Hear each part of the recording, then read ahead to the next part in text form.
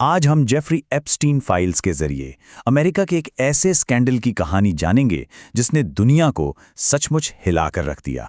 ये कहानी सिर्फ एक आदमी के गुनाहों की नहीं है, बल्कि ये इस बात की है कि कैसे दौलत और पावर का इस्तेमाल करके न्याय को मोड़ा जा सकता है। हमारा ये पूरा विश्लेषण उन दस्तावेजों पर आधारित है जो जारी किए गए हैं। सोचिए, एक जगह जो बाहर से जन्नत लगती हो, लेकिन असलियत में उसे लोग इस नाम से बुलाते हों। ये बयान उस खूबसूरत मुखौटे को एक झटके में उतार देता है। बाहर से देखने वालों के लिए ये एक शानदार हॉलिडे डेस्टिनेशन थी, लेकिन अंदर की हकीकत बहुत ही ज्यादा खौफनाक थी। तो इस पूरी कहानी का सेंटर पॉइंट है जेफरी एप्स्टीन, एक नॉर्मल स्कूल टीचर जो देखते ही देखते दुनिया के अरबपतियों का फाइनेंशियल एडवाइजर बन गया। उसकी पहुंच का अंदाजा इसी बात से लगाया जा सकता है कि बिल क्लिंटन और डोनाल्ड ट्रंप जैसे दुनिया के सबसे ताकतवर लोग उसके दोस्तों में गिने जाते थे। ठीक है, तो चलिए इस कहानी में और गहराई से उतरते हैं। हम इसे 5 हिस्सों में समझेंगे। सबसे पहले हम उस रहस्यमय द्वीप की बात करेंगे, फिर देखेंगे कि ये पूरी साजिश सामने कैसे आई, फिर उस सीक्रेट डील पर आएंगे जिसने न्याय का मजाक बनाया। इसके बाद कहानी में आए ट्विस्ट और आखिर में बात करेंगे इस अधूरे स्कैंडल की। तो हमारी कहानी की शुरुआत होती है एप्स्टीन के private island little saint James से, एक ऐसी जगह जो देखने में किसी सपने से कम नहीं थी। अब इस स्लाइड में देखिए, इस जगह के 2 चेहरे कितने साफ नजर आते हैं। एक तरफ ये 75 एकड़ का जन्नत जैसा द्वीप था, जहां ब्रिटिश प्रिंस एंड्रयू से लेकर महान वैज्ञानिक स्टीफन हॉकिंग तक छुट्टियां मनाने आते थे, और दूसरी तरफ यही जगह एक जीता जागता नर्क थी, एक ऐसी जेल जहां नाबालिग लड़कियों की तस्करी होती थी, उनके पासपोर्ट छीन लिए जाते थे और उनका यौन शोषण किया जाता था। सालों तक ये सब कुछ पर्दे के पीछे चलता रहा, किसी को कानो कान खबर नहीं हुई, लेकिन 2005 में पुलिस के पास पहुंची एक छोटी सी शिकायत इस पूरे खेल का टर्निंग पॉइंट बन गई। ये सब एक 14 साल की लड़की की हिम्मत से शुरू हुआ। जब पुलिस ने जांच शुरू की तो मानो एक के बाद एक पीड़ित लड़कियां सामने आने लगीं। कुछ ही महीनों के अंदर 35 से ज्यादा विक्टिम्स की पहचान हो चुकी थी और मामला इतना बड़ा हो गया कि एफबीआई को इसमें उतरना पड़ा। मतलब एप्स्टीन का तरीका एक बहुत ही ऑर्गेनाइज्ड पिरामिड स्कीम जैसा था। एक लड़की को शिकार बनाया जाता, फिर उसे पैसों का लालच देकर एक और नई लड़की को लाने के लिए कहा जाता।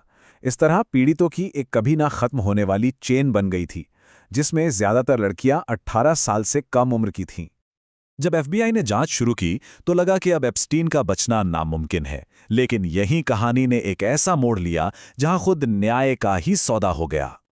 एफबीआई ने जो केस बनाया था वो कोई मामूली केस नहीं था। उन्होंने 53 पन्नों की एक डिटेल्ड रिपोर्ट तैयार की, जिसमें हर आरोप के साथ पक्के सबूत दर्ज थे। ये एक बहुत ही सॉलिड केस था, और पीड़ितों की संख्या तो और भी चौंकाने वाली थी। एफबीआई ने अपनी जांच में कम से कम 36 नाबालिग लड़कियों की पहचान की थी जो एप्स्टीन के शोषण का शिकार हुई थीं। ये नंबर इस क्राइम की गंभीरता को साफ साफ दिखाता है। तो सोचिए, 53 पन्नों की रिपोर्ट, 36 पीड़ित, और इन सब के बाद एप्स्टीन को सजा मिली सिर्फ 18 महीने की।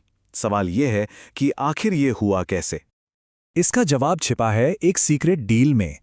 एप्स्टीन के वकीलों ने सरकारी वकील अलेक्जेंडर अकोस्टा के साथ पर्दे के पीछे एक डील कर ली। इस डील ने एप्स्टीन को सभी बड़े आरोपों से बचा लिया।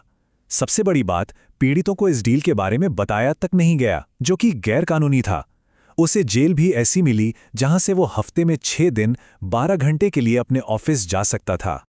कई सालों तक एप्स्टीन आज़ादी से घूमता रहा। ऐसा लगने लगा कि यह कहानी शायद यहीं खत्म हो जाएगी, लेकिन फिर एक पत्रकार ने इस दबे हुए मामले को दोबारा जिंदा कर दिया। ये थीं पत्रकार जूली के ब्राउन। इन्होंने सालों तक इस केस पर काम किया और 2018 में अपनी रिपोर्ट्स पब्लिश की। इन रिपोर्ट्स ने मीडिया में तहलका मचा दिया। पब्लिक के दबाव में आकर एप्स्टीन के खिलाफ न्यूयॉर्क में फिर से जांच शुरू हुई और जुलाई 2019 में उसे दोबारा गिरफ्तार कर लिया गया। इस बार एप्स्टीन को 45 साल तक की जेल हो सकती थी, लेकिन मुकदमा शुरू होने से पहले ही 10 अगस्त 2019 को वो अपनी जेल की कोठरी में मरा हुआ मिला। ऑफिशियली उसकी मौत को सुसाइड बताया गया, लेकिन बहुत कम लोगों ने इस पर यकीन किया। जल्द ही एप्स्टीन डिडंट किल हिमसेल्फ ये नारा एक सिंबल बन गया, जो दिखाता था कि लोगों को सिस्टम पर बिल्कुल भरोसा नहीं था और उन्हें लगता था कि इसके पीछे कोई बड़ी साजिश है। एप्स्टीन तो मर गया, लेकिन उसके राज वो अब भी जिंदा थे। और अब उसकी फाइलों को लेकर एक ऐसी पॉलिटिकल लड़ाई शुरू हुई जिसने अमेरिका के सबसे पावरफुल लोगों की नींद उड़ा दी। ये स्लाइड बड़ी दिलचस्प है। ये दिखाती है कि कैसे डोनाल्ड ट्रंप का स्टैंड बदल गया। चुनाव से पहले उन्होंने वादा किया कि वो राष्ट्रपति बनते ही सारी एप्स्टीन फाइलें पब्लिक कर देंगे, लेकिन राष्ट्रपति बनने के बाद उन्होंने इसे एक बोरिंग मुद्दा और डेमोक्रेट्स का धोखा कहना शुरू कर दिया। लोगों को शक इसलिए होने लगा क्योंकि ट्रंप और एप्स्टीन की दोस्ती कोई 1-2 दिन की नहीं, बल्कि 20 साल से भी ज्यादा पुरानी थी। वे पार्टियों में साथ देखे जाते थे, एक दूसरे की प्रॉपर्टीज पर वक्त बिताते थे, और ट्रंप ने तो पब्लिकली एप्स्टीन की तारीफ भी की थी। जब कुछ फाइलें आखिरकार पब्लिक की गईं, तो उनमें बिल क्लिंटन से कहीं ज्यादा डोनाल्ड ट्रंप के बारे में चौंकाने वाले आरोप सामने आए। एक ड्राइवर ने एफबीआई को ट्रंप की एक बातचीत के बारे में बताया, तो वहीं एक महिला ने सीधे सीधे दोनों पर रेप का आरोप लगाया। और जो फाइलें जारी भी की गईं, उनमें ज्यादातर जानकारी को ऐसे काले मार्कर से छिपा दिया गया था, जैसे आप इस स्लाइड पर देख सकते हैं।